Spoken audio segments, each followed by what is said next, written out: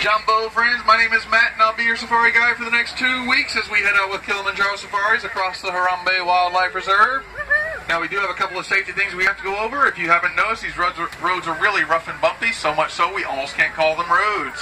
For that reason, please remember stay seated at all times. This applies to small children as well, who must be either in the lap or on the bench at all times. Please no passing parent to parent, and please no reenacting the Lion King. You are not Rafiki, they are not Simba. Also, folks, please remember keep your hands, arms, and feet inside the vehicle at all times. We'll be passing some very thorny bushes and some very rough rocks. We don't want anyone getting hurt. If you have any valuables, please hold on to them tightly.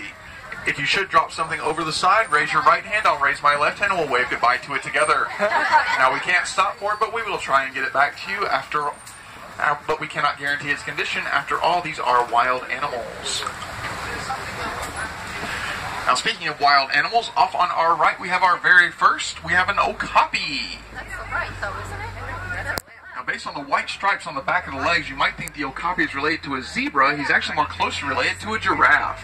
Both have the same 7 vertebrae in the neck, the same long prehensile tongue, the same skin-covered horns known as ossicones on top of the head. And off on our left here, folks, we have some bongo. Now, they like staying hidden so much, they're known as the ghosts of the forest. To see one is quite rare. To see many like this is a real treat. To see them out in the open and visible, that's the rarest of all.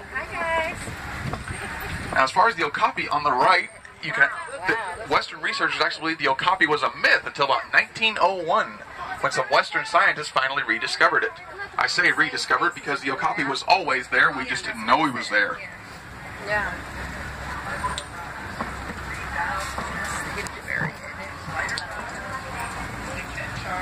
Rhinos, hippos, lions and tigers and bears, oh my.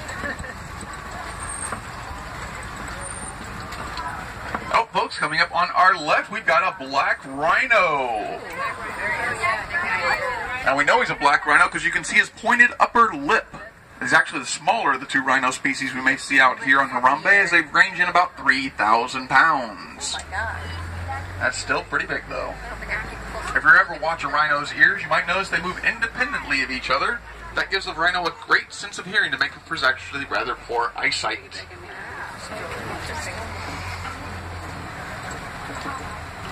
Unfortunately, many rhino are often poached for those horns, which some people believe have medicinal or magical properties. They're actually made from the same material, a substance called keratin, that you might find in your hair and your fingernails.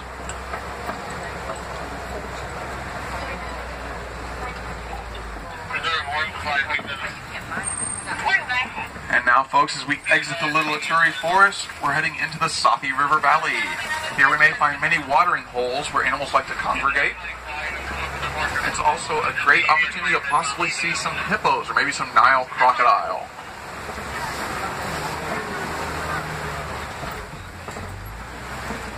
Now, folks, remember there are many of you, there is one of me. If you see something, yell it out, and I'll try and tell you what you saw. Okay, those would be vultures they're found all over the world. But to help you out with that, straight above your head you'll see a handy animal spotting guide, but don't miss the hippo on the right through the bush. Hippos start off about 85 pounds. However, they can easily reach 5,500 pounds by the time they're fully grown.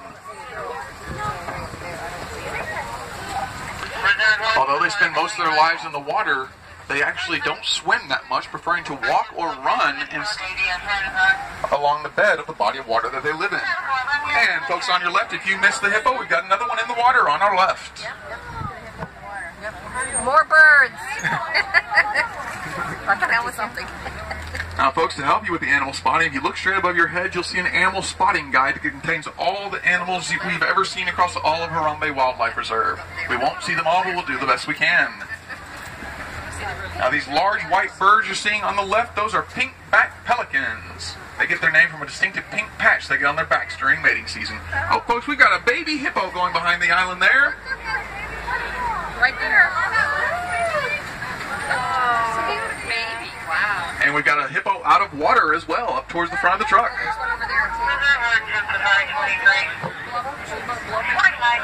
Now, if you ever see a hippo out of water for a long time and he starts to look a little pink or red, like he's getting a sunburn, he's actually secreting an oil with a red-based pigment that acts as a natural sunscreen and natural insect repellent.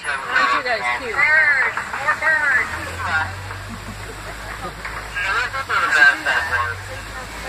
Oh, folks, make sure you stay seated here because off on our left we have some Nile crocodile. They are well known as fearsome predators thanks to powerful jaws that can crush the bones of most animals. However, those same powerful jaws can actually be quite gentle, as both male and female will actually carry their unhatched eggs and their still defenseless young in their mouths to protect them.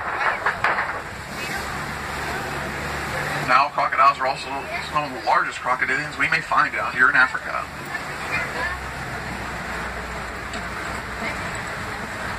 Now, as we exit the Safi, we're heading into the African savanna. Here we may find many animal herds out on their yearly migration as they follow the water, or maybe in search of food. There's also been rumors, folks, of a baby giraffe out roaming about, so we'll see if we get lucky and find it.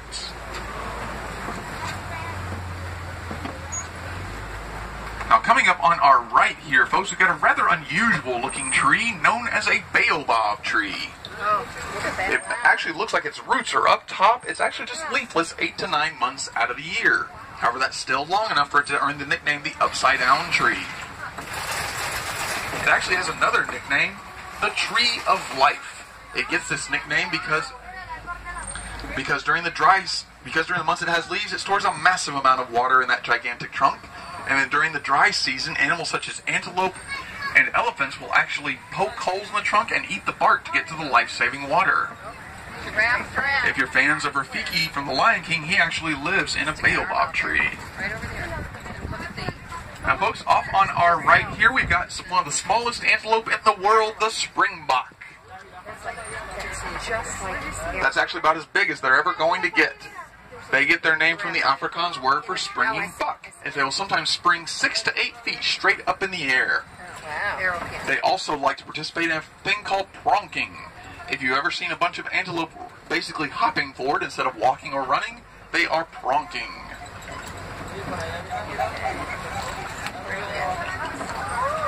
There's the little giraffe. You see him? Yeah. Yes, baby giraffe.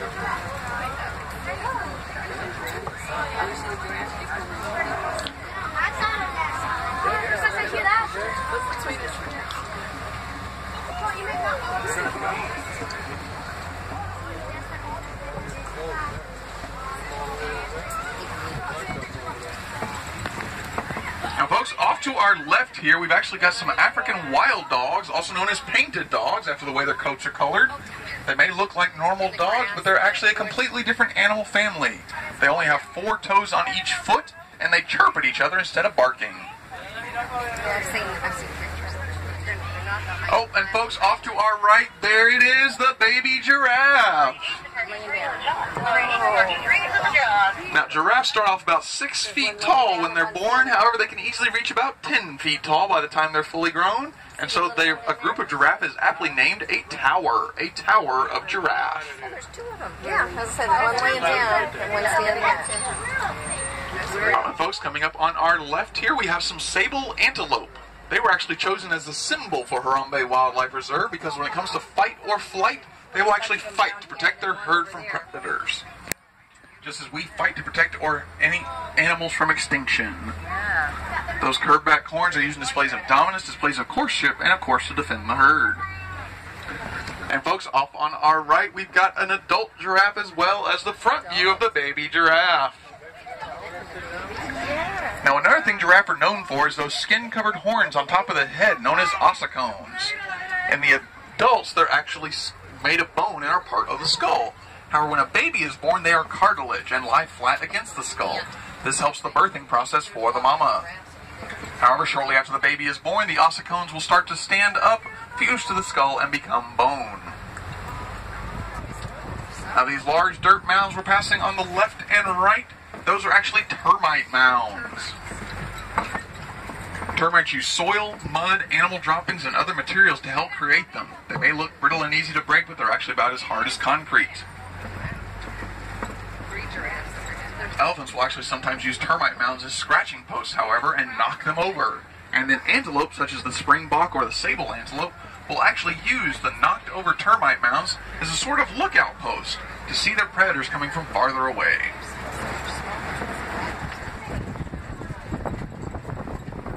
coming up on our left here, folks, we've got another couple giraffe. Now, believe it or not, a full-grown giraffe may have up to a 2-foot-long heart that can weigh up to 25 pounds. Wow. They actually have one of the highest blood pressures of any land animal. All the giraffe out here on the reserve are Maasai giraffe, and we can tell because they have the jagged, irregular pattern to their skins. Their cousin, the reticulated giraffe, is the one with the nice, neat lines to their skins. Believe it or not, a giraffe has just 7 bones, just 7 vertebrae in that incredibly long neck. That's actually why they don't bend that well. Now, off to our right here, folks, we've got another giraffe approaching, but we also have some white bearded